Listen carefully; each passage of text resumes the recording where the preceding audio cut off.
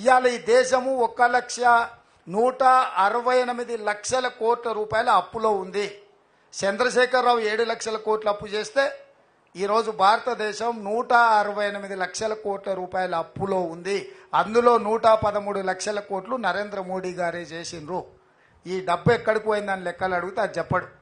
నేను అయోధ్యలో గుడి కట్టినా, లేకపోతే జై శ్రీరామ్ అని నేను స్లోగన్లు ఇచ్చిన, లేకపోతే జై హనుమాన్ అంటాడు, ఇంకోటి అంటాడు.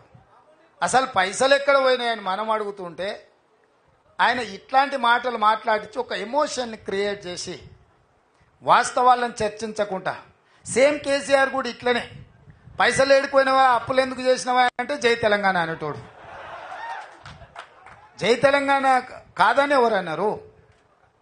జై శ్రీరామ్ కూడా ఎవరు కాదా అంటారు? లెక్కలు అడిగే వరకల్లా ఆయన అడ్డం పెట్టుకోనికే